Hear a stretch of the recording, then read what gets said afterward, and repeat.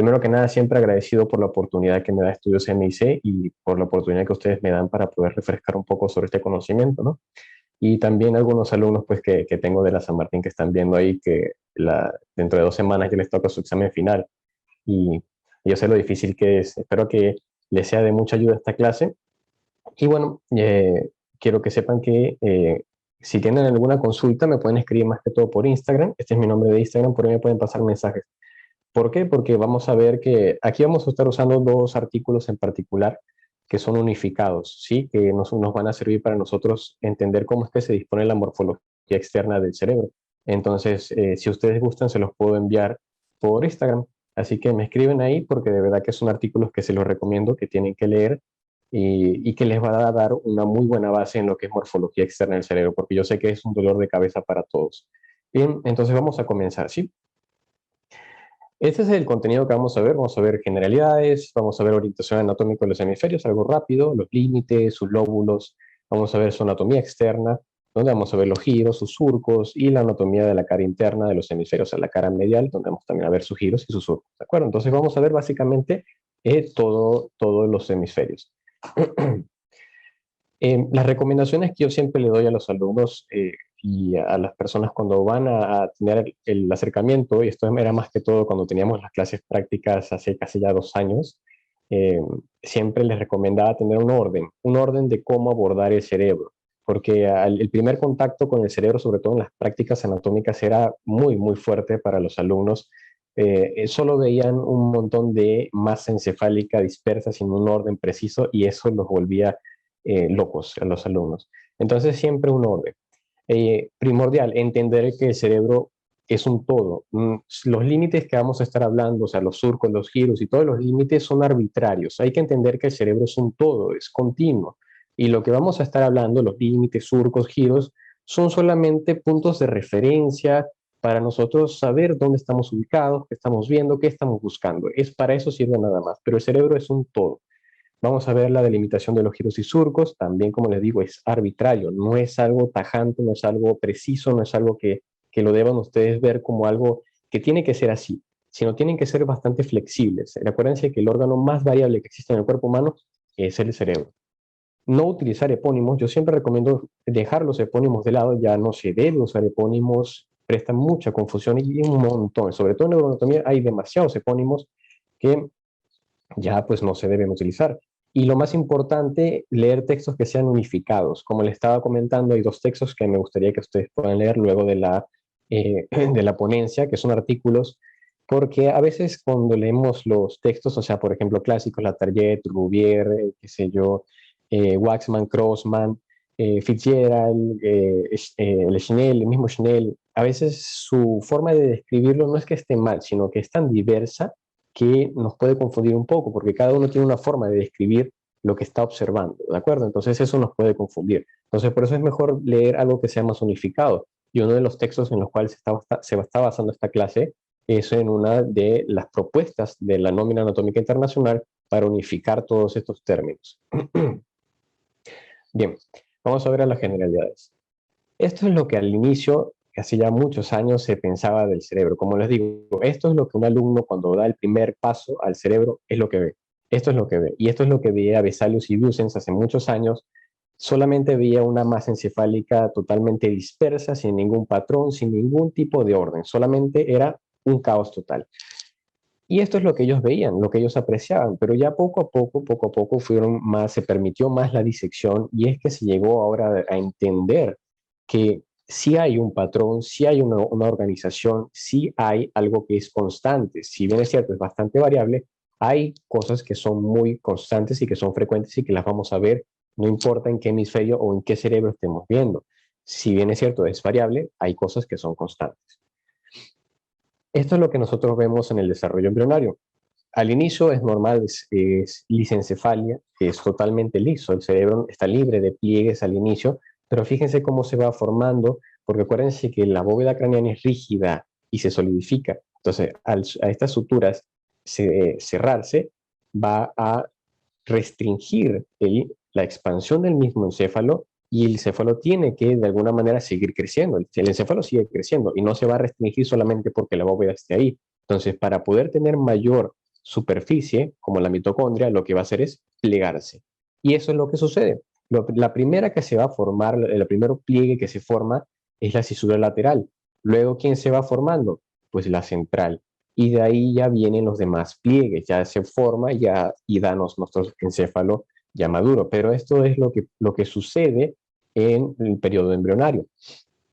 Ahora, estas son las caras que nosotros vamos a estar viendo del encéfalo. Vamos a tener una cara externa o superoexterna, donde vamos a estar viendo precisamente en la imagen que tenemos acá con la letra A, y la del lado derecho, esta que está acá, es la cara superior.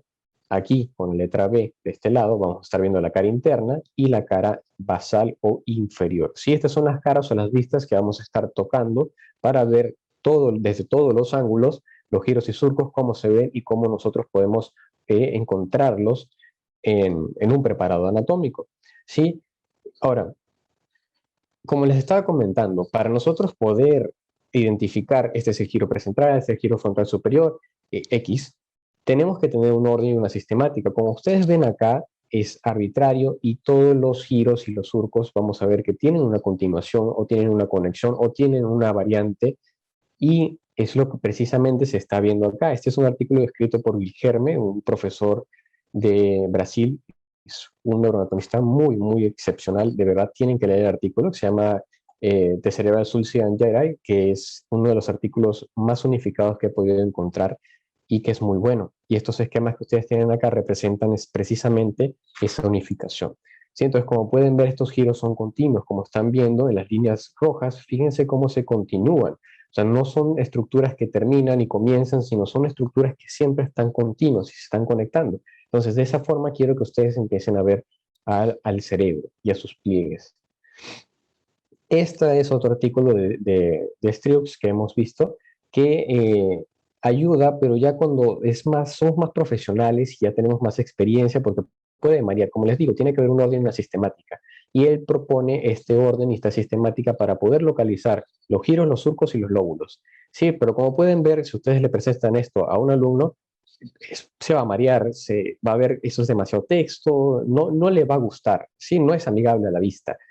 Eh, por otro lado, no es tan complicado tampoco, sino que el primer acercamiento sí lo puede hacer un poco difícil. Es por eso que yo propongo este de acá. Este método de acá me ha servido durante todos los años que llevo enseñando anatomía práctica y también teórica, que nos va a ayudar a nosotros orientarnos si es hemisferio izquierdo, si es derecho, si está hacia adelante, hacia atrás, hacia arriba y hacia abajo. Porque esto le ayudaba más que todos los muchachos cuando estaban dando su examen práctico. El primer paso que nosotros tenemos que dar es identificar los polos. ¿Por qué? Porque a veces se nos presentan al hemisferio y no sabemos si es un hemisferio izquierdo o es un hemisferio derecho. Nos ha pasado todo el tiempo que hemos tenido enseñando, de todo el tiempo que tengo enseñando, que los muchachos aprenden muy bien. Son unas máquinas de aprendizaje y de memorizar impresionantes. Yo los admiro bastante por eso. Pero tan pronto como les presentábamos el cerebro, ahí empezaban qué hemisferio es, qué es esto, qué es adelante, qué es atrás. Y es por eso, porque no tienen un acercamiento adecuado y no tienen una sistemática para poder aproximarse. Entonces, lo primero que uno tiene que hacer es identificar los polos. Ahorita vamos a ver cuáles son. Lo siguiente es identificar las cisuras. Las cisuras, para que ustedes diferencien, porque a veces no está clara la diferencia entre una cisura y un surco. Cuando hablamos de cisuras, vamos a ver que son pliegues profundos que van a dividir lóbulos. ¿De acuerdo? Lo voy a colocar acá abajo para que no se olvide.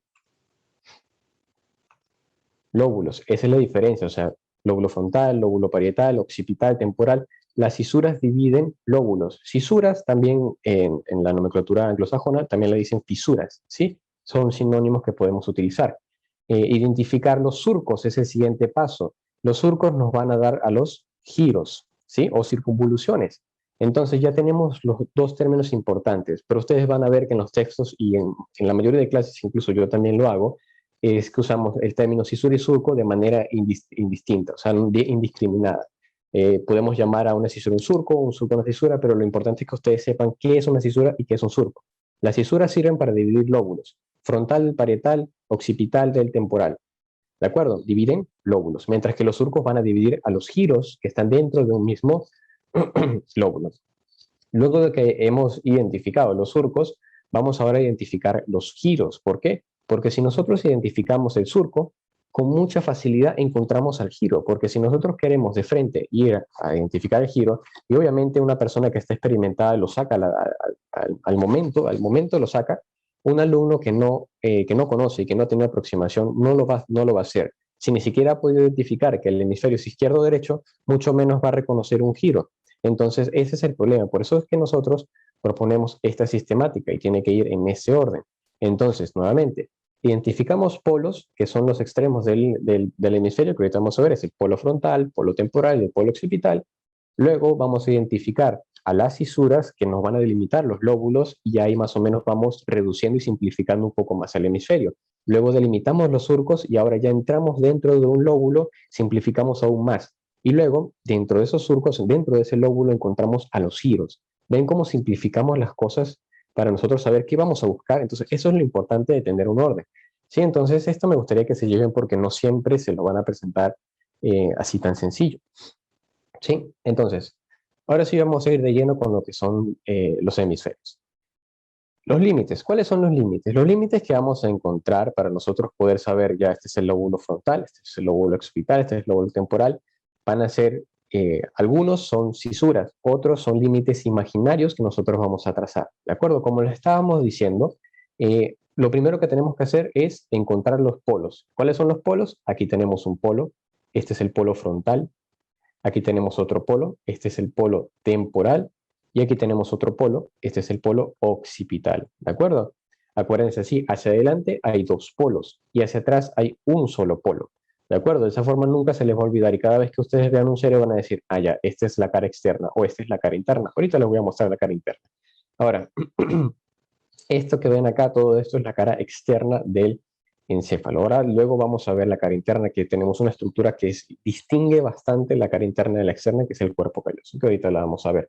Ahora, esos son los polos. Ahora tenemos que identificar a nuestras cisuras. La primera cisura que vamos a identificar es esta de acá. ¿Sí? Esta de acá es la cisura central. ¿De acuerdo? La cisura central nos está dividiendo al lóbulo frontal. Un segundito, no se ve. Vamos a ponerle otro color. Al lóbulo frontal de nuestro parietal. Y aquí vamos a encontrar hacia abajo, esta enorme que se ve acá, punteada de rojo, esta de acá es la cisura lateral. ¿Sí? Vamos a ponerle una flecha por acá. Fisura lateral, que está dividiendo hacia arriba el frontal parietal del temporal, ¿sí? Entonces, este de acá abajo es el temporal, ya tenemos a nuestro parietal, al frontal y al temporal, ¿de acuerdo? Ya tenemos tres lóbulos. Ahora falta el occipital. Esta línea punteada de azul nos está diciendo exactamente dónde vamos a ir a buscar. Vamos a agarrar esta estructura de acá, que a veces la refieren como una cisura, otras veces la refieren como un surco. Realmente no hay problema en ese detalle. Pueden realmente decirle como ustedes gusten. La idea es que agarren algo, ¿sí? O cisura o surco. Ya luego ustedes van a ver y van a decir, ah, ya, esto es lo correcto, esto es lo incorrecto. Vamos a agarrar este de acá, cisura. ¿Cómo se llama? Cisura antiguamente, por si alguno todavía lo maneja, porque en la San Martín todavía lo manejan, se conocía como perpendicular. Si lo veíamos desde esta cara, es perpendicular externa. Si lo veíamos desde la cara interna, perpendicular interna. Ya ahorita no se usa en la nómina anatómica internacional, no se utiliza perpendicular, se utiliza el término parieto occipital. Parieto occipital. ¿Sí? Entonces, este de acá es la cisura parieto occipital, ¿de acuerdo? Así a secas, no externa ni interna, a secas. Ahora, de acá nosotros trazamos una línea que va a ir hasta una pequeña muesca, que está acá. Esa de ahí es la muesca preoccipital. ¿Sí? Es un pequeño hundimiento que encontramos ahí, a veces no está, pero en este caso sí está presente. La muesca preoccipital.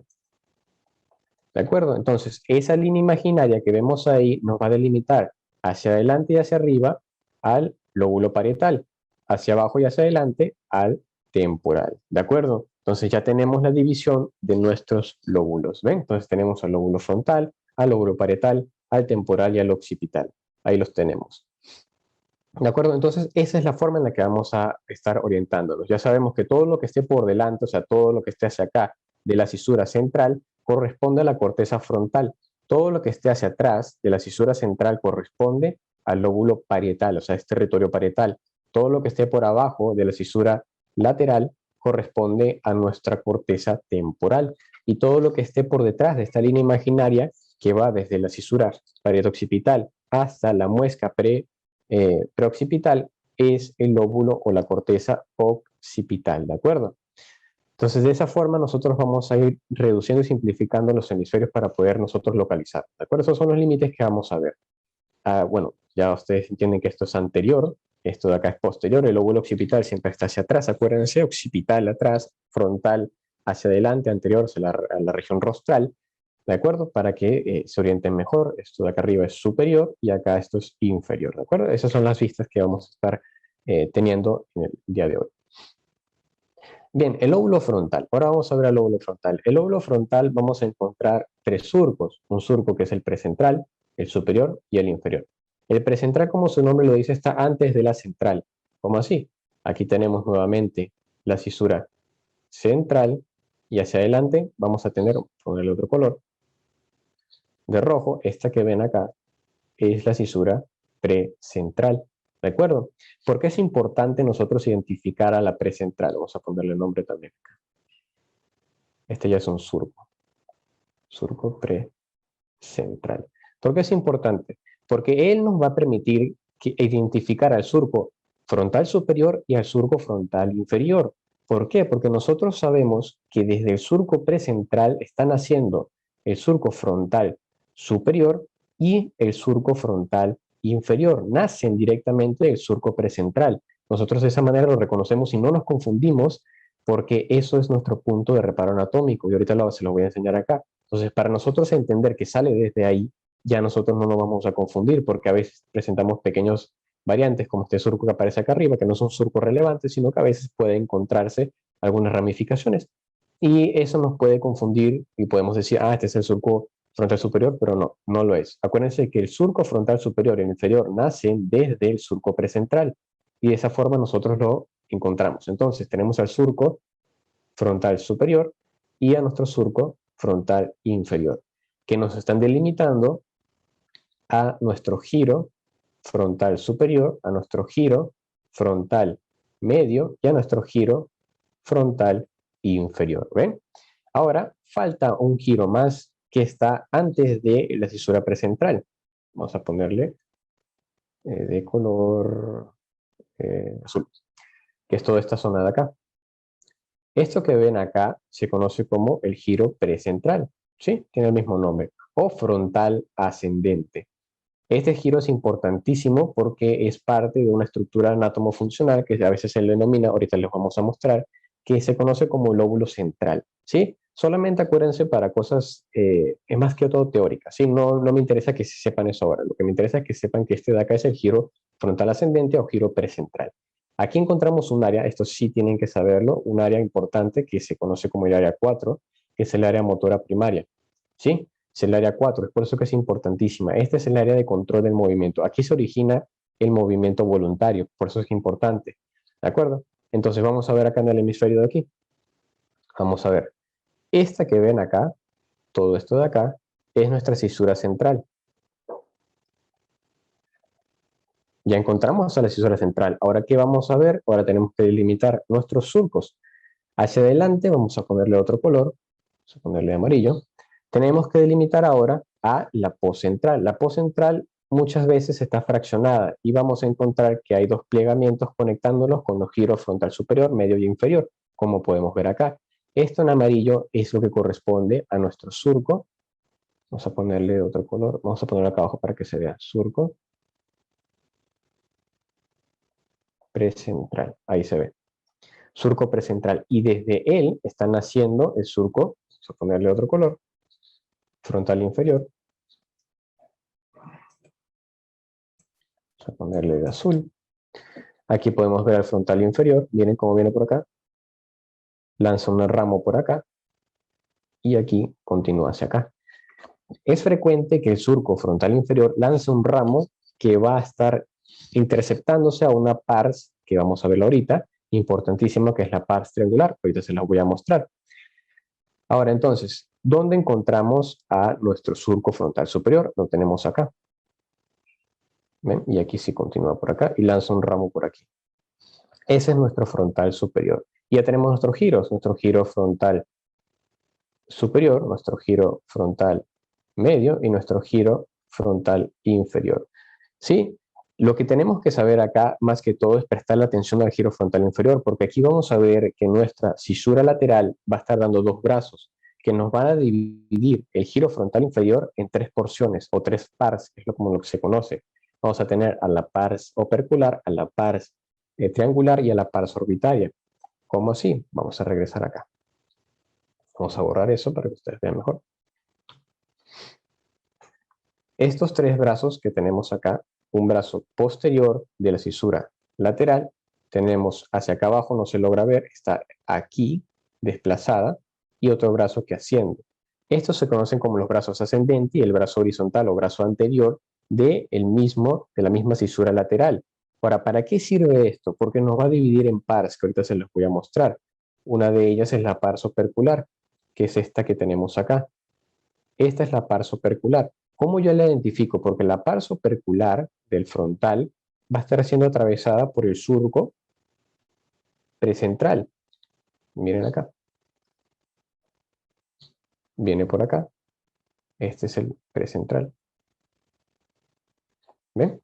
Y atraviesa a la pars opercular, que es esta pequeña U que tenemos acá. ¿Sí? Hacia adelante, por delante del brazo, ascendente, vamos a encontrar, el otro color, acá, todo esto de acá, corresponde a la pars triangular. Esta es nuestra pars triangular. Y más inferiormente, en este hemisferio tenemos una pequeña variante que nos está desplazando hacia abajo a la pars orbitaria. Vamos a ponerle de color azul claro, que es toda esta parte de acá.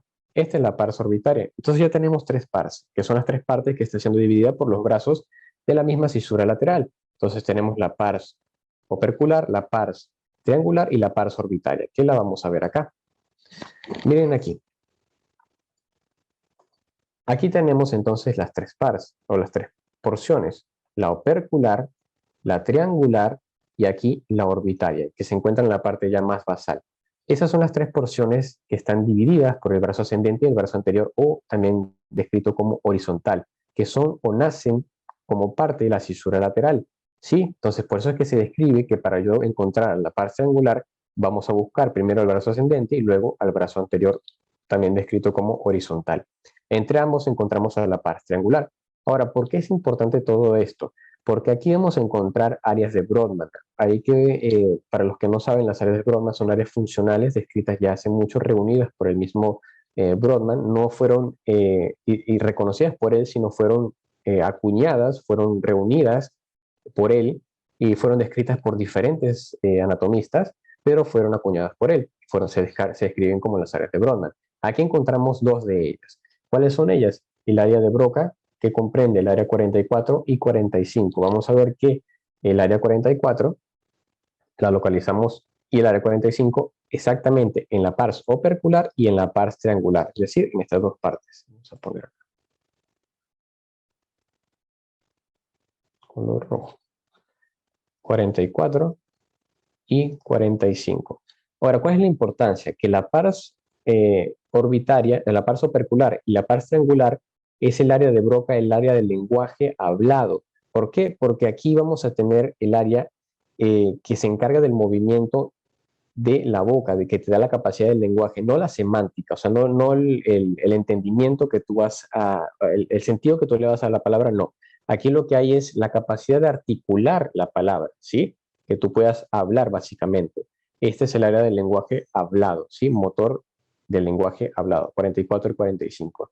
Tenemos otra área, que es el área de lo que se encarga de la parte semántica, o sea, de que se entienda lo que hablas, que ahorita la vamos a hablar, a ver, que se llama Wernicke, que está en el lóbulo parietal. Pero aquí encontramos el área 44-45 de Brodmann, ¿sí? Que es el área de Broca, no se confunde, ¿sí?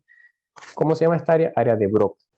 ¿Y quién describió todas las áreas que vamos a ver? Vamos a ver área 1, 2, 3, 3, 1, 2, 4, área 5 y 7. Todos esos números que vamos a ver fueron descritos por Brodmann y esta área en particular fue descrita por Broca, es el área del lenguaje motor, ¿sí?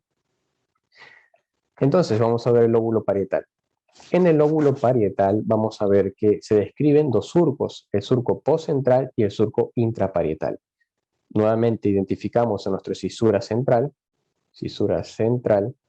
y posterior a ella vamos a encontrar a nuestro surco postcentral.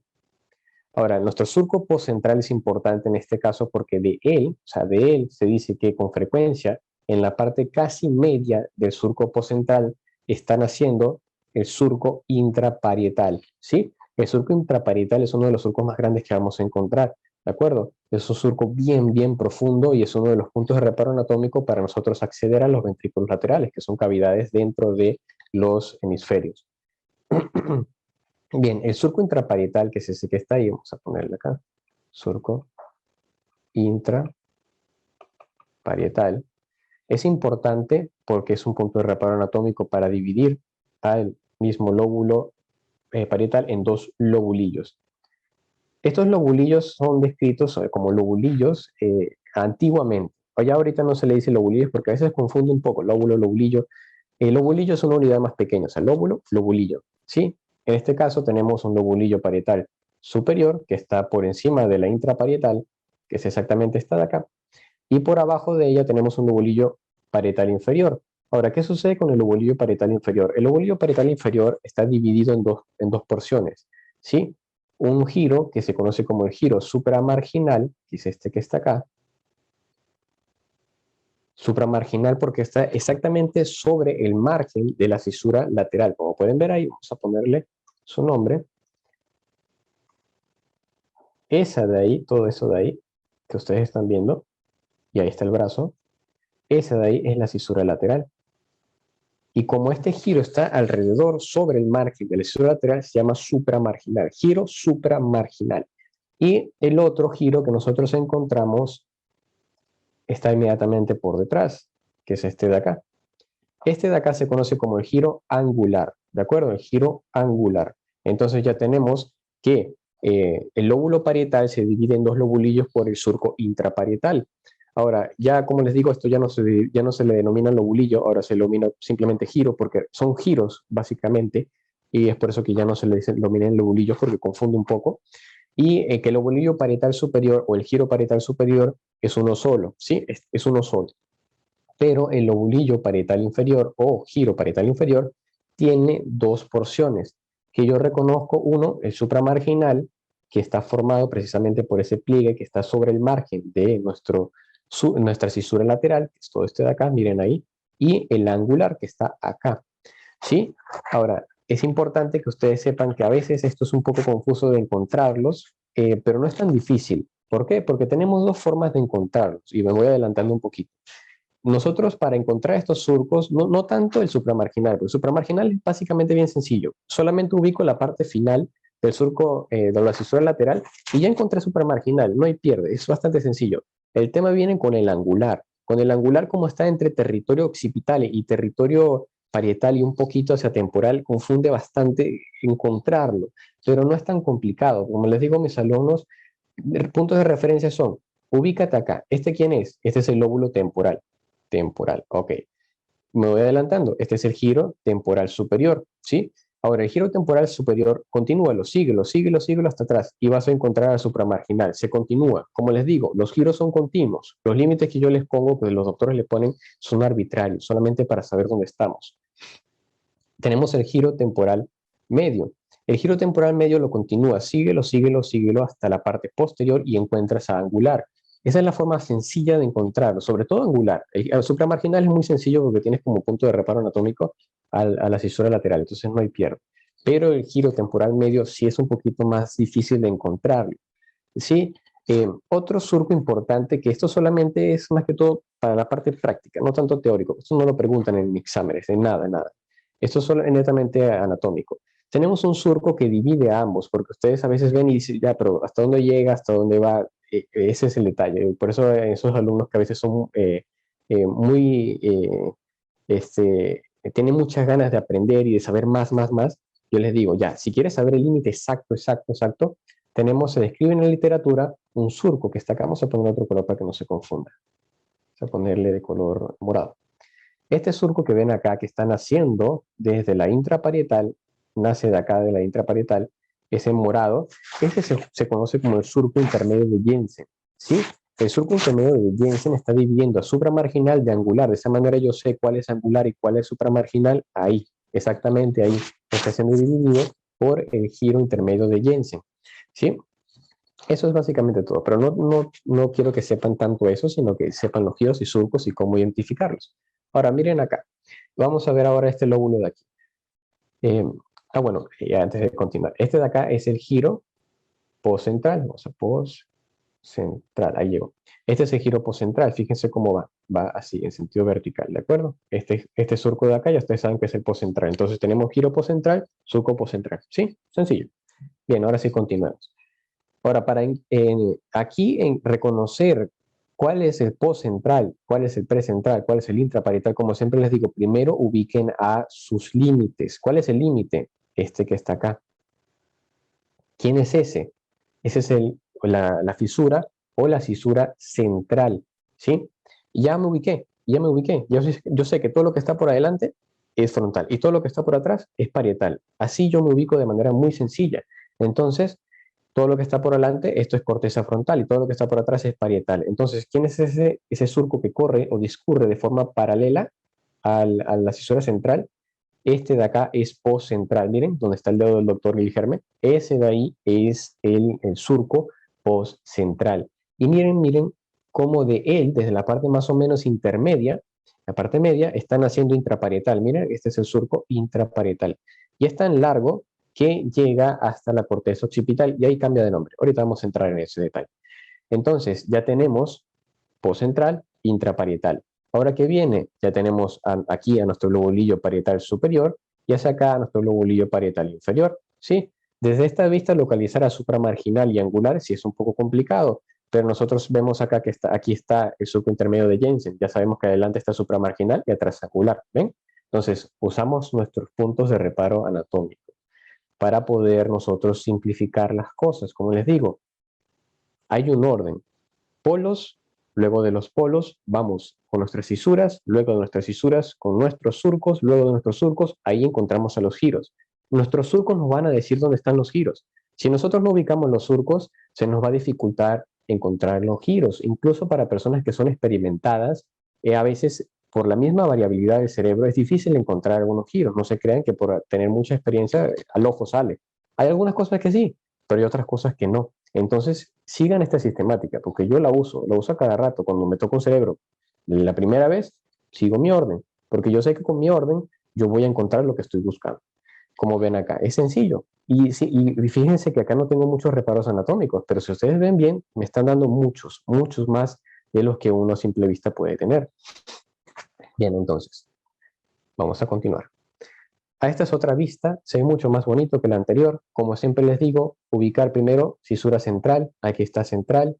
Yo sé que lo que está aquí adelante es el giro precentral, vamos a poner giro precentral, y lo que está aquí atrás de la fisura central es el giro postcentral, y a todo lo que está por acá, vamos a poner otro color, que está corriendo paralelo a él, vamos a ponerle de color verde, este de acá es el surco postcentral, ¿ven? Ese es el surco postcentral, surco postcentral. Y yo sé que todo lo que está por atrás ya es corteza parietal, incluyendo el giro postcentral, ¿de acuerdo? Ahora, ¿a quién voy a buscar? Ahora voy a buscar a mi surco intraparietal. ¿Por qué? Porque tengo que saber qué estoy haciendo, ¿no? Aquí tenemos que buscar entonces a intraparietal. Vienen por acá, aquí está el surco intraparietal, viene por acá, se interrumpe un poquito por acá, y por acá se continúa, cruzando hasta territorio occipital. Cruza hasta territorio occipital, desde la parte más o menos media, de ahí sale. ¿De acuerdo? Entonces, todo lo que está por arriba corresponde a nuestro lobulillo parietal superior y todo lo que está por abajo a nuestro lobulillo parietal inferior. Pero como hemos dicho, el lobulillo parietal inferior se divide en dos giros. El giro supramarginal, que como les dije, que no ubicamos de manera sencilla, primero ubicando el brazo posterior de nuestra cisura, vamos a poner por acá, lateral, cisura lateral, y lo que está en el margen superior a él, vamos a ponerle de color azul, miren, este de acá es supramarginal, ¿ven? Y para yo saber, todo esto de acá es supramarginal, para yo saber cuál es angular, tengo que hacer dos cosas. O uno, o identifico el giro, el surco intermedio de Jensen, o me continúo por el giro temporal medio. Ahora, puedo usar los dos puntos de reparo anatómico, eso depende de qué tan entrenado esté mi ojo. Yo sé inmediatamente que aquí, miren, están haciendo ¿quién? El surco intermedio de Jensen. Por lo tanto, yo sé que todo lo que está por delante, o sea, todo esto de acá, se puede ver un poquito raro, pero todo esto de acá es supramarginal. Vamos a borrar un poquito, que me esquincé un poco. Ahí está, supramarginal, ¿ven? ¿Y cómo yo me aseguro que eso es supramarginal? Sigo al giro temporal superior, ¿ven? Yo lo sigo y encuentro a supramarginal. Lo sigo, lo continúo. Y si yo sigo al giro temporal medio, lo sigo, llego al angular o uso al surco intermedio de Jensen. Yo sé que por lo que está por delante es supramarginal y lo que esté por atrás es angular, ¿ven? Entonces de esa forma yo sé dónde estoy y qué es lo que estoy buscando, ¿no? Yo y así lo encuentro. Entonces, así es que yo quiero que ustedes tengan esa sistemática, más que todo tengan un orden, independientemente, no tienen por qué seguir el mío, sino tener un orden y simplificar las cosas, porque si van de uno a lo que están buscando, pueden confundirse un poco. Entonces, supramarginal y angular, ahí están, ¿de acuerdo? Esos son puntos de reparos anatómicos importantes.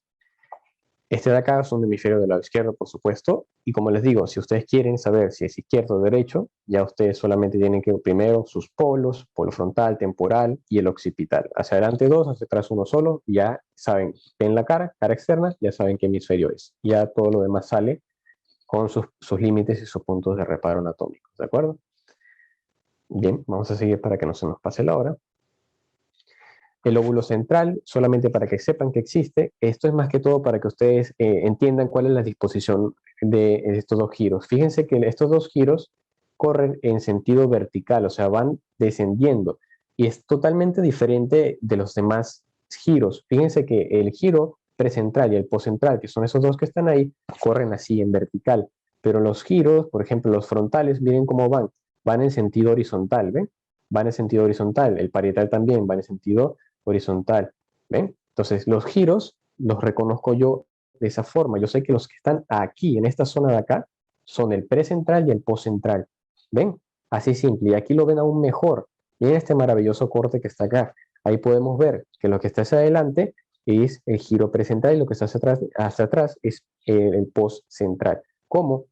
Como les digo, polos, polo frontal, polo temporal, ya sé que eso es anterior.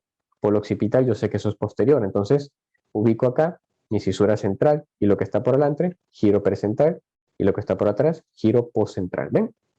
Y de esa forma salen estas estructuras. Otra forma de poder ver estas estructuras es que tienen que recordar que a veces el giro precentral y el postcentral están unidos inferiormente por un pequeño giro en U, una pequeña conexión en U. Es con mucha frecuencia, es con mucha frecuencia, yo no digo siempre porque a veces hay variantes, es que con mucha frecuencia encontramos esta U. Este no es más que un giro que se denomina en los textos como giro subcentral, porque está debajo del surco central o la cisura central, es la conexión inferior de estos dos giros, ¿sí? Esta de acá es un área importantísima que la encontramos en lo que es giro frontal ascendente o el giro precentral, que se conoce como el omega. Se los digo nada más para que sepan también otro punto de reparo anatómico como curiosidad. No es obligatorio que lo sepan porque no quiero marearlos tampoco con tantas cosas. ¿Qué es el omega? El omega corresponde al área motora de la mano, ¿sí? Ahí más o menos encontramos al área encargada de la mano. Acuérdense que aquí está el área 4. El área 4 es todo ese giro, todo el giro completito. Solamente que mapeado tenemos algo que se llama como el homúnculo. Revísenlo, van a ver que hay un homúnculo que no es más que una personita que se dibuja ahí para entender qué territorio exactamente de esa parte de la corteza controla alguna parte del cuerpo. Hay una parte que controla el miembro inferior, el miembro superior, la mano, la lengua, a eso me refiero. Y exactamente esta parte de acá se dibuja como un signo de omega es el área que se encarga de control de la mano. Se busca el omega porque es un punto de reparo para radiólogos y también para anatomistas, porque nosotros sabemos que de ahí sale este surco, un segundo para cambiar de color, este surco de acá, que es el surco frontal superior, ¿ven? Este es el surco frontal superior. Y de ahí está saliendo nuestro surco frontal superior, lo está como que atravesando, ¿sí? Entonces nosotros de esa forma sabemos que ese de ahí es el surco frontal superior, sabemos lo que está por arriba, giro frontal superior, lo que está por abajo, giro frontal medio, ¿sí? Es un punto de reparo anatómico que es de gran utilidad, sobre todo en procedimientos, porque en procedimientos quirúrgicos no se ve tan bonito, no tenemos toda la vista panorámica, es un huequito y a veces incluso ni siquiera un hueco, también cuando estamos haciendo estudios por imagen, es un punto de reparo fundamental. Este se lo voy a mostrar luego. Quiero que vean acá. En la cara basal de los hemisferios vamos a tener una estructura que se conoce como el surco en H. Esta parte de acá es la parte orbitaria, que les estaba comentando que tenía tres porciones, el giro frontal inferior, o sea, pars opercular, triangular y orbitaria. Aquí está la porción orbitaria porque está sobre las órbitas, ¿sí? Aquí encontramos el famoso surco en H, ¿sí? Que son dos surcos que corren paralelo, de forma paralelo, como vemos acá, y otro surco que los atraviesa de forma transversa. Ese es el surco en H. Aquí tenemos otro surco en H, obviamente está en los dos hemisferios, y es bastante variable. A veces no lo van a ver tan bonito como en este caso, a veces está bastante amorfo, a veces hay otro surco que lo atraviesa, es un poquito a veces muy cambiante. Y este surco nos divide en giros orbitarios, giro orbitario, aquí vamos a poner giro orbitario anterior, giro orbitario posterior y así, giro orbitario medial, giro orbitario lateral, ¿sí? Esos son los nombres, giro orbitario anterior, posterior, lateral y medial. Hacia la parte más interna, hacia esta estructura que está acá, que es la hendidura interhemisférica, o sea, es una hendidura que hay entre ambos hemisferios. Acuérdense que entre cada hemisferio tenemos una estructura que ahorita se las voy a mostrar, que es el cuerpo calloso. Este cuerpo calloso se encarga de unir ambos hemisferios. Y es importantísimo porque sin esto, básicamente, funcionalmente, tenemos dos cerebros que funcionan de forma independiente. Entonces, esta es la hendidura interhemisférica. Es también un límite para nosotros encontrar estructuras importantes como lo es el giro recto. Vamos a dibujar el giro recto un momentito. Vamos a ponerle color mostaza. Todo esto de acá es el giro recto. Sí, está inmediatamente lateral a nuestra hendidura interhemisférica. Se dice que el giro recto es el giro más constante que hay en el cerebro. Siempre está ahí. Siempre está ahí. Y lateral al giro recto encontramos a nuestro nervio olfatorio con su surco. Este de acá es el nervio olfatorio, ¿ven? Este es el bulbo olfatorio que corresponde al primer par craneal. Primer par craneal, ahí está, ¿ven? Todo esto de acá, ese de ahí es el nervio olfatorio, que está en su surco, que es el surco para el nervio olfatorio, ¿sí? Entonces, ese es el primer par craneal. Todo lo demás que vemos acá lo vamos a ver más adelante. Lo que pasa es que no quiero consumirme todo el tiempo aquí hablando de la cara basal porque es bastante sencillo, muy rápido. Así que vamos a continuar para que no se nos vaya a pasar el tiempo. Pero como les digo, si tienen alguna pregunta, como tenemos tiempo corto, luego se las puedo aclarar. Pues si me escriben por el Instagram, yo siempre estoy pendiente. Cualquier pregunta que tengan, me la hacen y yo inmediatamente respondo. Lóbulos temporal, vamos a ver los lóbulos temporales. El lóbulo temporal es un lóbulo que actualmente ya no ya no es tan diversificado en los textos, sino es más unificado, de cierta manera que no es que sea muy variable, sino que es mal descrito, porque a veces le ponen muchos giro por acá, giro por allá, como ven acá tenemos surcos y circunvoluciones, y a veces prestaba mucha confusión, pero mucha confusión, sobre todo en lo que es, por ejemplo, el giro lingual, el giro fusiforme, temporooccipital, prestaba mucha confusión, pero ya, como les digo, se busca unificar, ya se deja de lado tanta descripción que tienen los textos, se busca más que todo unificar las cosas. Entonces, ubicamos como siempre, como estamos yendo directamente a lo que es el lóbulo temporal, primero tenemos que ubicar a nuestra cisura lateral, que es esta que está acá, están sus dos brazos. Y todo lo que está por abajo ya corresponde a nuestro lóbulo temporal. Lo que ubicamos, como es bastante sencillo, vamos a ubicar rápidamente con color verde. Aquí tenemos al surco, perdón, temporal superior, que con frecuencia da estas dos ramas, incluso la rama que asciende, que es esta de acá, esta ramita de acá, a veces esa rama es la que está dando al surco intermedio de Jensen, que es este de acá. Puede salir del intraparietal como puede salir también como parte del surco temporal superior. Sí, pequeñas variantes anatómicas, no hay mucha diferencia. Y tenemos acá al surco temporal inferior, ¿sí? Ya tenemos a nuestros dos surcos. ahora sí encontramos entonces a los giros. Giro temporal superior, giro temporal medio, giro temporal inferior. Fíjense cómo el giro temporal superior se continúa con ¿quién? Con supramarginal. ¿Ven? Aquí está supramarginal. Y el giro temporal medio se continúa con ¿quién? Con angular. ¿Ven? Fácil de encontrar, ¿ven? No hay problema. Y bueno, vamos ahora a ver el hemisferio. Vamos a poner también con color amarillo. Bien, ya ustedes saben cuál es la cisura lateral. Aquí la tenemos, todo esto de acá. Ahí está. Por aquí, ahí está. Esa es la cisura lateral. Y todo lo que está por abajo, entonces corresponde al giro temporal. Como les decía, primero ubiquen a quién, a sus surcos. Vamos a ponerle de color verde también. Todo esto de acá es el surco temporal superior. ¿Ven? ¿Ven cómo viene por acá? El surco temporal superior es bastante profundo y es bastante largo, o sea, es bien extenso. Y es por eso que antes, como es tan profundo y bastante extenso, se conocía como el surco paralelo, porque estaba paralelo a la cisura lateral. Entonces, se tomaba como punto de referencia por su profundidad y por su longitud. Es bastante constante, siempre es bastante extenso y continuo en la mayoría de casos, pero el que sí es fraccionado es el surco temporal inferior, que es este que está acá. Con frecuencia puede estar fraccionado en 3 partes, en este caso tenemos 2 partes, ¿sí? Pero no es tan constante como el surco temporal superior, que sí es bastante largo.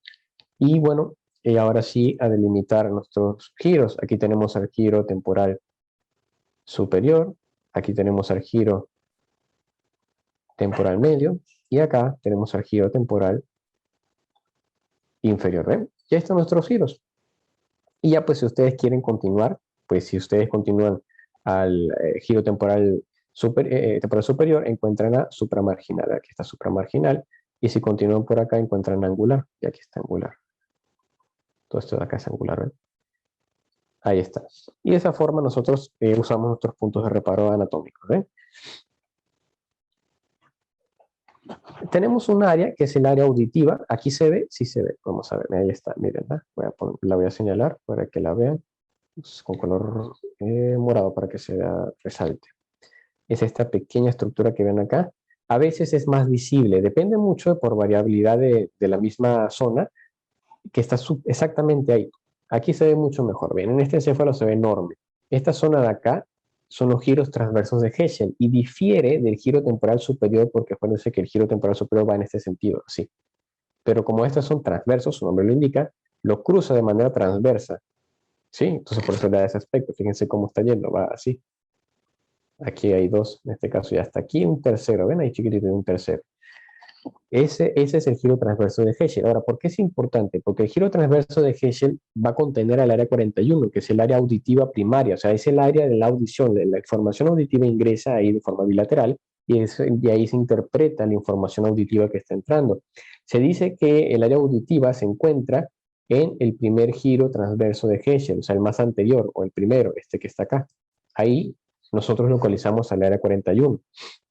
¿De acuerdo? Entonces, eso que vemos ahí, para nosotros poder ver, tenemos que abrir los opérculos. Acuérdense que el término opérculo quiere decir cortina. No sé si recuerdan por sus clases de parasitología que habían unos huevitos, vamos a poner acá, así, de los parásitos, y tenían un opérculo. Tenían un extremo, que ese extremo de ahí lo que hacía era abrirse, se abría, ¿sí? Y ahí por ahí salía el parásito. Y eso se conocía como el opérculo. Bueno, porque, ocurre lo mismo acá. Yo para poder ver las estructuras que están acá tengo que abrir los opérculos. Significan cortinas. O sea, yo abro las cortinas y al fondo encuentro algo. Lo mismo acá pasa aquí. Yo abro los opérculos de esta región y yo encuentro el fondo, por ejemplo, la corteza de la ínsula y esta estructura que está acá, que se llama los giros transversos de Heschel, que están conteniendo el área 41. En este preparado anatómico que tenemos acá se ve mucho mejor. Fíjense cómo aquí están los giros transversos de Heschel, ¿ven cómo van?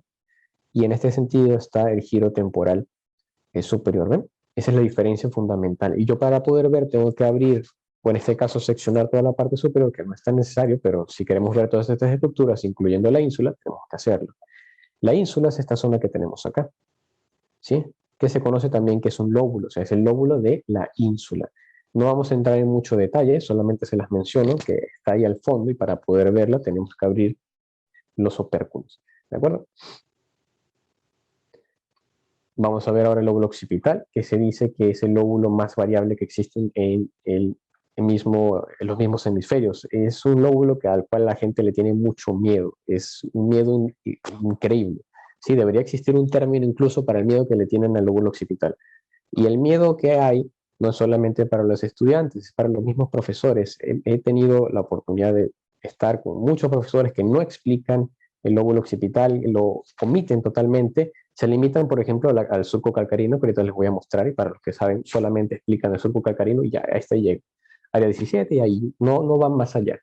Y se omite bastante. Incluso ustedes lo pueden ver en los textos. Si ustedes leen los textos, van a ver que en la mayoría de textos describen al lóbulo occipital, pero se limitan a eso. Ahí, lo dejan ahí, no te muestran cómo es, cómo va, por dónde pasa. Y el problema es porque tiene gran variabilidad. Es cierto que tiene mucha variabilidad, pero no es imposible. Ese es el detalle. Y nos demuestra a nosotros este artículo que ustedes ven acá, que fue hecho por un estudiante de medicina, para que ustedes vean, estudiante como todos nosotros o como los que fuimos estudiantes, lo ha escrito, lo escribió en el año 2013 aproximadamente, si no me equivoco es en la Universidad de Buenos Aires, creo que es de Argentina, si no me equivoco, que también se los puedo compartir, donde él propuso, o sea, ni siquiera describió, sino propuso cómo unificar a la corteza occipital, una propuesta anatómica de cómo describir el lóbulo occipital, analizando preparados anatómicos donde cada lóbulo occipital él analizaba y decía, ya, esta es la frecuencia con la que aparece tal variabilidad. Entonces, imagínense, siendo estudiante, él pudo hacer eso, ¿por qué los profesionales de salud no lo pueden hacer? O sea, sí se puede, no es algo tan complejo, ¿ven? Lo único que se tiene es que tener pues ganas de aprender, y gracias a él nosotros tenemos esto aquí presente. Estas dos son de las variables más frecuentes que se van a presentar. Van a ver que no es complicado, así que no le tengan miedo, ¿de acuerdo? No le tengan miedo al lóbulo occipital, es bastante sencillo. Aquí siempre le dejo yo los surcos y aquí los circunvoluciones. Primero, como siempre, vamos al esquema, pues siempre vamos esquemático y luego a lo real. Primero del límite, los límites de sí. Trazamos el límite imaginario acá, desde la muesca preoccipital a la cisura parieto-occipital, que es esta que está acá, está la pared occipital, y aquí está la muesca preoccipital, y trazamos una línea imaginaria, todo lo que está por atrás ya es corteza occipital.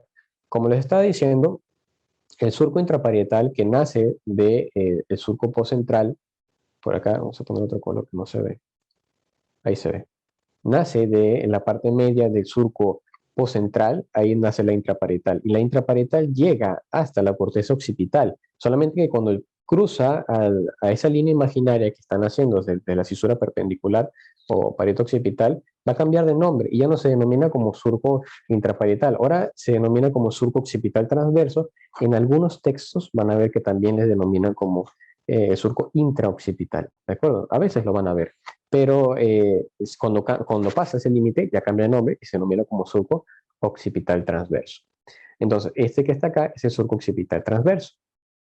Y tenemos otro surco, que este es el surco occipital lateral. Aquí lo tenemos, occipital lateral, surco occipital lateral. Ya tenemos entonces los dos surcos y los tres giros. Tenemos entonces el giro occipital superior, giro occipital medio y el giro occipital inferior.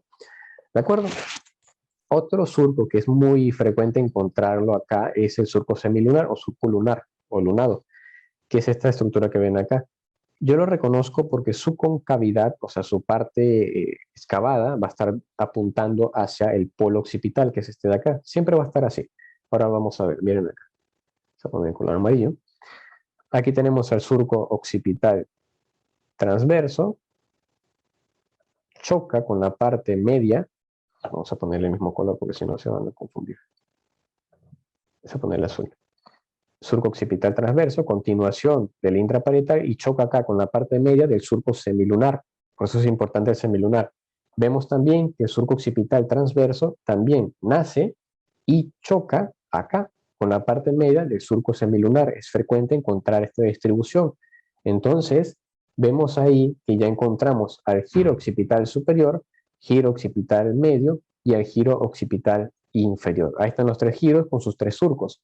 Además de eso, vamos a ver que por delante del surco semilunar vamos a encontrar al giro polar.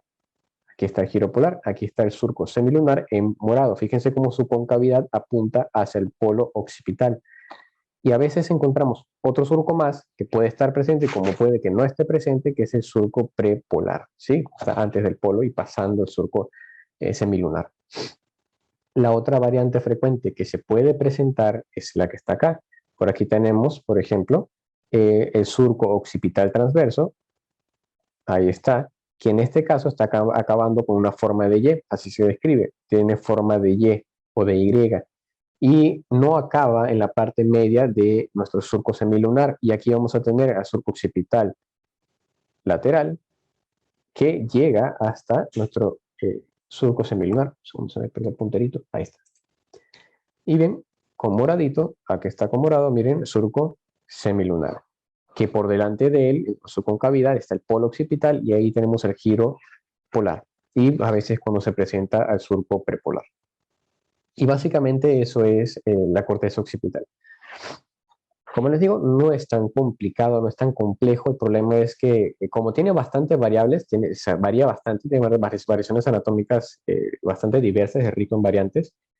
Y por eso, y debido a esas variantes, cada texto lo describe de una forma que él lo ve. O sea, por ejemplo, Rubier lo describe de la manera en que él lo observó. La Target lo describe de la forma en la que él lo observó. Y debido a eso, hay tantas formas de describirlo que no es que estén mal, sino que son formas, o sea, son variantes, ¿sí? Y eso hay que tenerlo en cuenta. El área visual, que el área visual la encontramos en el surco calcarino. Este surco calcarino, como ven acá, no se aprecia mucho. A veces no se ve en la cara lateral externa, sino que se ve más que todo en la cara medial. Y este surco es bastante largo en su cara medial, que es todo esto de acá, ¿ven? Ahí está. Ese es el surco calcarino. Es importantísimo porque el surco calcarino va a albergar el área 17, ¿sí? De Brodmann. El área 17 de Brodmann es el área visual primaria. Por eso que las caídas que se dan a veces los pacientes y golpean la región occipital puede comprometer esta región. Entonces el paciente viene con ceguera, por ejemplo, y es por una lesión en esta zona que se puede dar. Entonces, acuérdense que aquí es cuando encontramos el área 17, que es el área visual primaria, y rodeándolo en este sentido, vamos a ver que él hace una especie de sándwich, aquí, así. Tenemos el área 18 por los costados, y por encima del área 18 encontramos el área 19. El área 18 y 19 son visuales secundarias. Acuérdense que la función visual primaria y secundaria, o en general, primaria y secundaria quiere decir primaria, la que va a recibir la información, y las áreas secundarias son las que procesan. O sea, tienes que tener un sistema que se encargue de recibir la información, que reciba la información, y tienes que tener un área que se encargue de interpretar la información. Ambas áreas son importantísimas para que se pueda, pues, saber qué estás viendo, qué estás hablando, qué estás escuchando. Si hay una disrupción entre ambas áreas, pues tú puedes ver, pero no puedes interpretar lo que estás viendo, ¿de acuerdo? O puedes interpretar lo que estás viendo, pero no puedes ver, entonces de cualquier forma se te va a dificultar. Sí, entonces esa es la función del surco calcarino.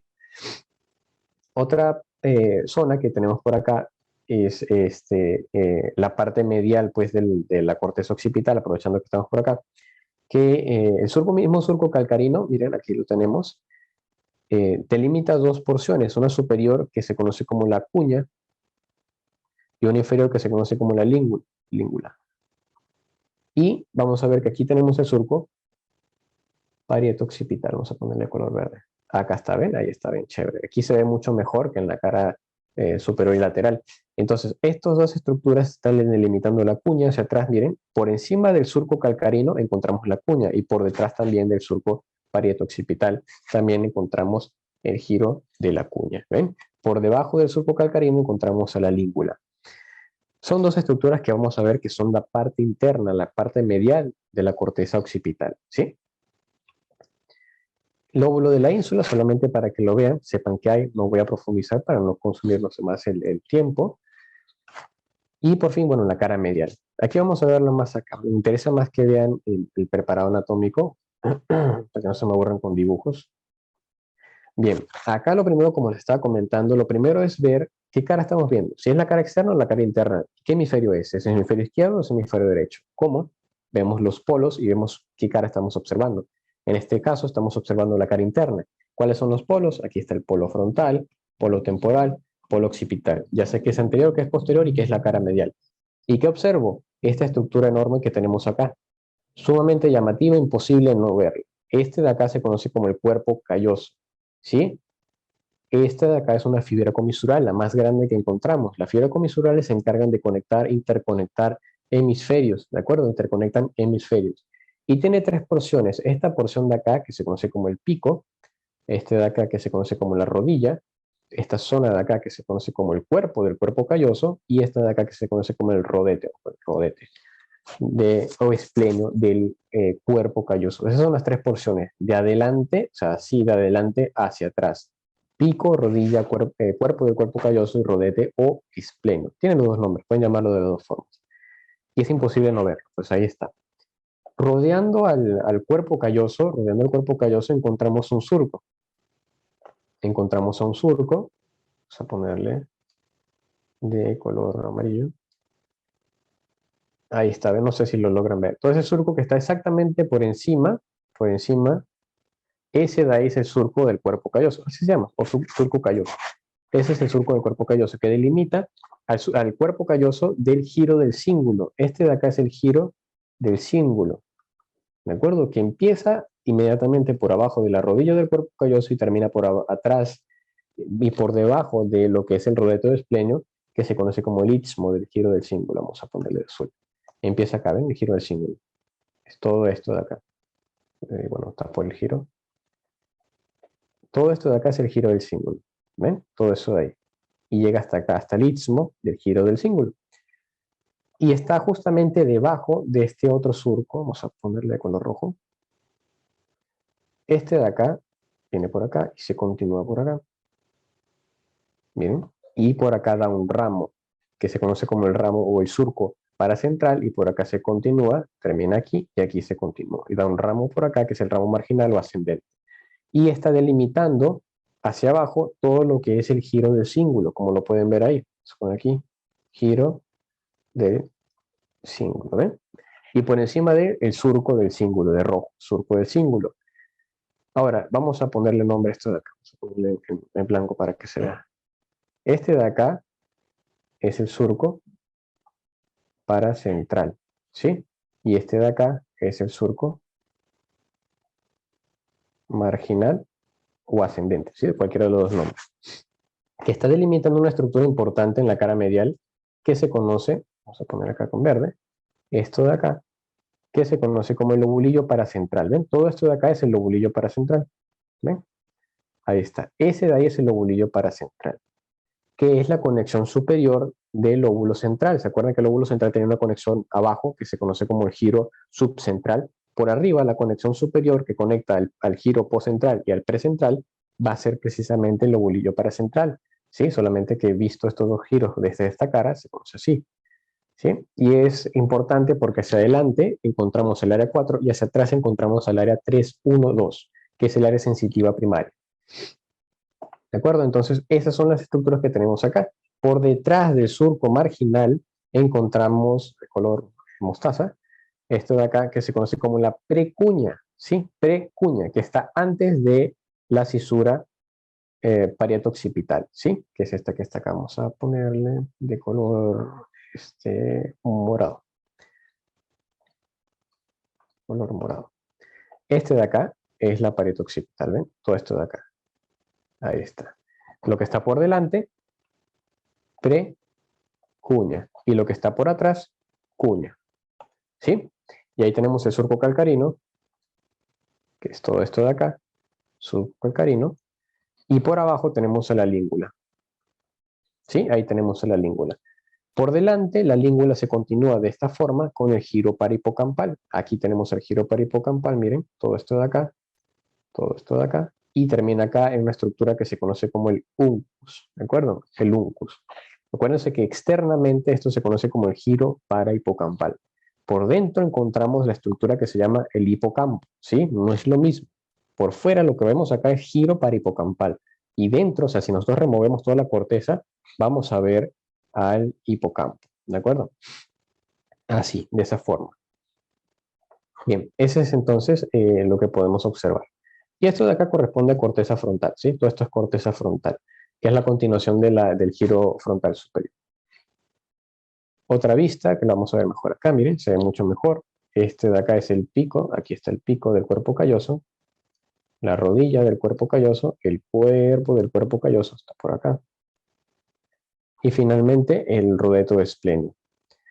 Hacia abajo, inmediatamente hacia abajo, encontramos esto de acá que se conoce como el trígono o fornix con sus pilares anteriores. Está, se ve uno de los pilares que termina aquí en los cuerpos mamilares, parte del circuito de Papez.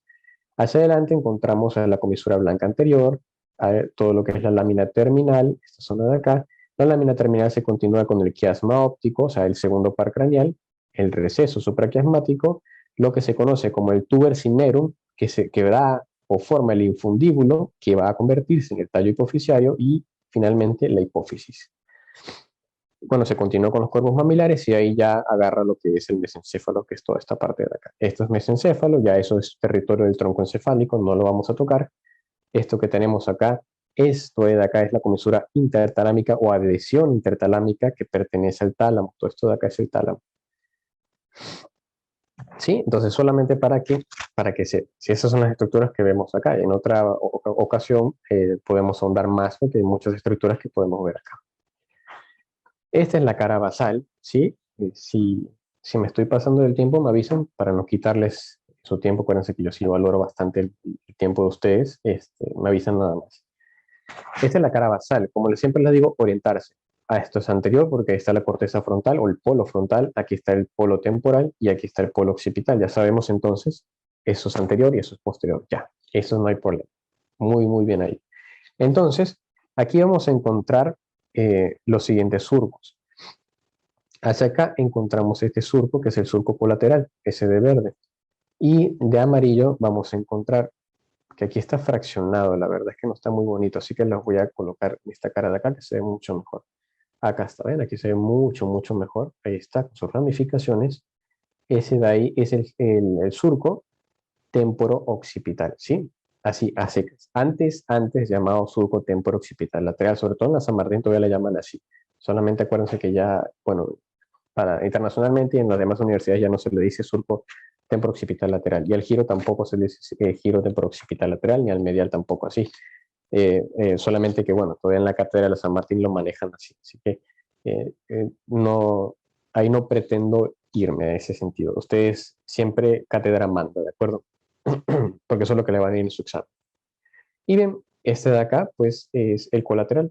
¿Ven? Este es el colateral. Ya tenemos delimitado la cara basal del lóbulo temporal. Todo esto de acá es corteza temporal, ¿sí? Este de acá, vamos a ponerle otro color. Giro temporal inferior. Este de acá es el giro fusiforme.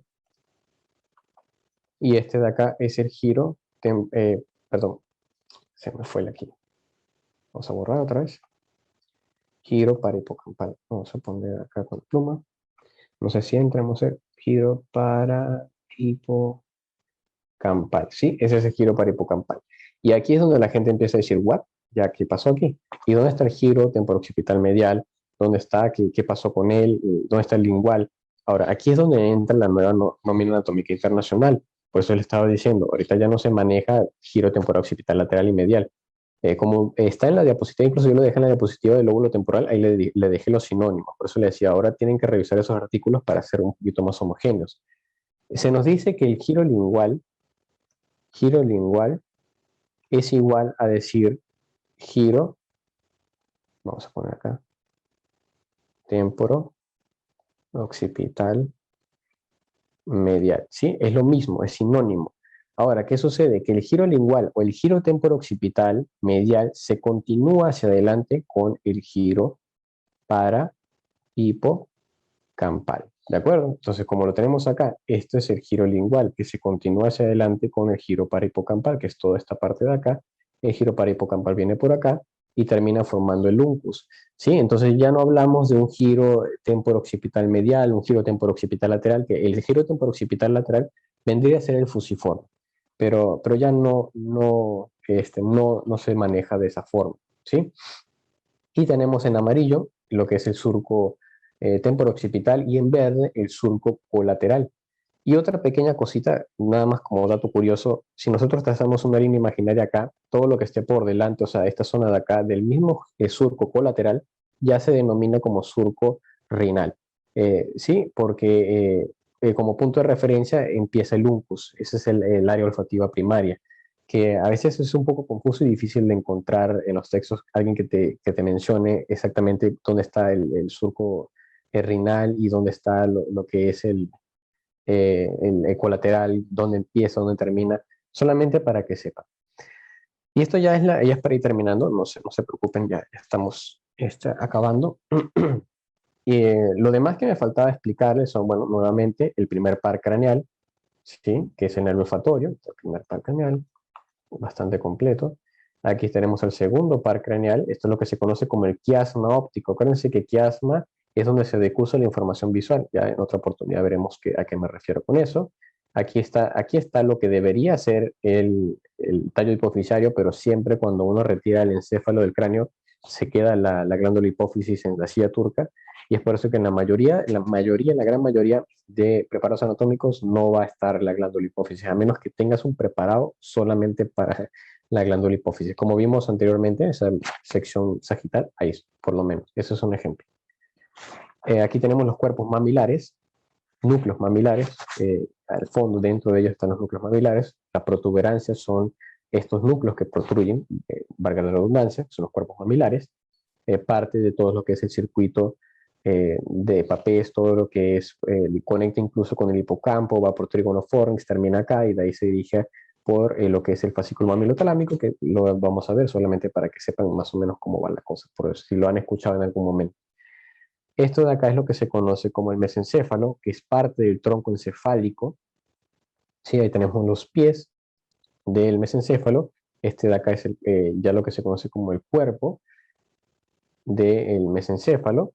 Y separando lo que es la parte central, todo lo que es la parte central de este mismo mesencéfalo, encontramos una estructura que siempre a los alumnos les encanta ver, que es la sustancia negra. No sé si la logran ver acá. En este caso no está muy visible, ya está por los años, imagino yo, que tiene este encéfalo, ya no se ve. Esa es la sustancia negra, esa es la sustancia negra que se encarga de la secreción y la síntesis de dopamina. ¿Sí? Ahí está, eso es lo que se degenera en el Parkinson. Aquí obviamente ya no se ve porque, bueno, por términos de conservación atómica, pues no se logra apreciar ya en este preparado anatómico. Pero quiero que sepan que ahí es donde se encuentra, ¿sí? Ahí es donde está ubicado, en el mesencéfalo, entre el pie y lo que ya alrededor del acueducto de Silvio, en el cuerpo en sí como tal. Otra vista más cercana, aquí entra en juego, ya miren acá, este es el tercer par craneal, que es el oculomotor común, miren, se ve bastante bien. Acá entonces este será el segundo y acá está el primero, en orden, ¿ven? Primero, segundo, tercero, por eso es que se numera de esa forma. Y el tercero sale de la escotadura interpeduncular, cuando es que estos son los pies pedunculares del mesencéfalo, y en la escotadura que ven acá, ese es el sitio de origen de estos nervios. Estas son las áreas corticales de Brodmann, para que las puedan ver, el área 45 y 44, o 44-45, que ya la vimos, que es el área de Broca, motora del lenguaje hablado, la capacidad de hablar. El área 4, que es el área motora voluntaria, de ahí sale todos los movimientos que nosotros queremos realizar. El área 312, que es el área sensitiva primaria, ¿sí? Es el área sensitiva, ahí se recibe todas las modalidades de sensación, ingresan en esa zona, ¿sí? Dolor, frío, calor, todo, ingresa ahí. Área 40, área 39, supramarginal y angular. El área 22, que aquí es donde encontramos a Wernicke. O sea, si tenemos un área del lenguaje hablado para hablar, tenemos un área que se encarga más que todo de la semántica, más que todo de la parte del contenido, o sea, de que se entienda lo que tú hablas. Ese es Wernicke. Y se conectan ambas áreas, ¿sí? Acuérdense que todo está interconectado. El área 41, que este de acá es el área auditiva primaria, parece que todo esto se conecta, el área 41 recibe la información auditiva, la manda para Wernicke, Wernicke la procesa y la manda para Broca y se da la respuesta verbal. ¿De acuerdo? Entonces eso es lo que sucede. Parece que todo aquí está interconectado y que pues en otras ponencias ya con mucho gusto podemos ahondar más que todo en la parte fisiológica del área, de las áreas de Brodmann, que es una parte muy bonita también. Bien, no les quito más tiempo. Gracias a todos los que se quedaron hasta el final. Muchas gracias por su tiempo y por su atención. Como ya saben, les digo, si tienen alguna duda sobre este tema, que es un tema que la verdad No es complejo, complejo, pero sí se necesita tiempo para poder ser explicado con bastante paciencia. Lo que les di fue como un mega resumen rápido.